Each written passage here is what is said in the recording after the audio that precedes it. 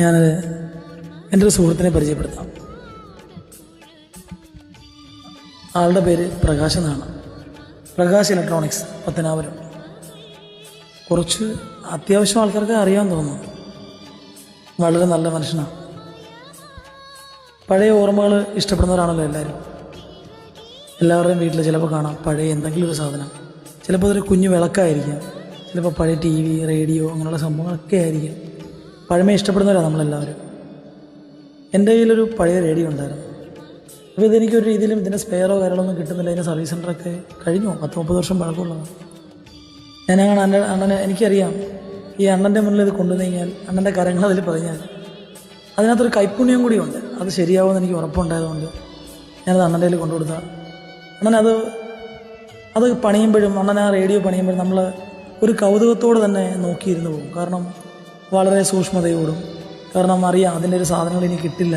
അപ്പോൾ അതിനൊന്നും സംഭവിക്കാതെ, അല്ലെ അതിനൊരു ക്രാക്കോ കാര്യങ്ങളൊന്നും സംഭവിക്കാതെ അത് തന്നെ മെയിൻറ്റെയിൻ ചെയ്ത് വെക്കണമെന്നുള്ള വളരെ സൂക്ഷ്മതയോടു കൂടി നമ്മുടെ ഇഷ്ടപ്രകാരം ആ സാധനം നമ്മളെ ഇരുത്തിക്കൊണ്ട് തന്നെ അത് പണിഞ്ഞു തരും.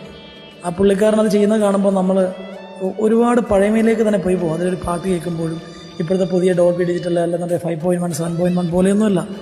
പഴയ റേഡിയോയിലൊക്കെ പണ്ട് നമ്മൾ ദൂരദർശൻ കേന്ദ്രത്തിൽ നിന്ന് ഞായറാഴ്ച ആകെ കിട്ടുന്നൊരു സിനിമയായിരുന്നു നമുക്ക് വൈകിട്ട് സമയത്ത്, സൺഡേയിൽ. അത് കിട്ടാൻ വേണ്ടി ഒന്ന് കാറ്റടിച്ച് നമ്മുടെ വീടിൻ്റെ മുകളിലിരിക്കുന്ന ആൻറ്റിന ഒന്ന് തിരിഞ്ഞു പോയി കഴിഞ്ഞാൽ അത് തിരിക്കുമ്പം കിട്ടിയോ ഒന്ന് മേളിൽ കയറുന്ന ഒരാൾ താപ്പോട് ചോദിക്കുന്ന ഒരുപാട് അനുഭവങ്ങൾ നമുക്കുണ്ടായിട്ടുണ്ട്. അങ്ങനെ വെച്ച് നോക്കുമ്പം ഈ ഒരു റേഡിയോയും അതിലൊക്കെ ഉൾപ്പെടുന്നൊരു സംഭവം തന്നെയാണ്. അങ്ങനെ എനിക്ക് ഇവിടെ കൊണ്ടുവരികയും വളരെ ഭംഗിയോടുകൂടി നല്ലതുപോലെ തന്നെ അന്ന് എനിക്കത് പണിഞ്ഞു തരികയും എല്ലാം ചെയ്തു. വളരെ സന്തോഷമുണ്ട്. നിങ്ങൾക്ക് ആർക്കെങ്കിലും ഇങ്ങനത്തെ പ്രൊഡക്റ്റ് ശരിയാക്കാൻ, അങ്ങനെ പഴയ റേഡിയോ ഇതുപോലുള്ള എന്ത് സാധനമായിക്കോട്ടെ, പുതിയതോ പഴയതോ എന്തോ ആയിക്കോട്ടെ, അണ്ണൻ്റെ കയ്യിൽ കൊണ്ടു കൊടുത്താൽ അണ്ണൻ വളരെ ഭംഗിയോടുകൂടി, വളരെ സൂക്ഷ്മതയോടുകൂടി നമുക്കത് ചെയ്തു തരും. അണ്ണൻ അത് ചെയ്യുന്ന കാണാൻ തന്നെ നമുക്കൊരു കൗതുകമാണ്. നമ്മൾ നോക്കി ഇരുന്ന് പോകും.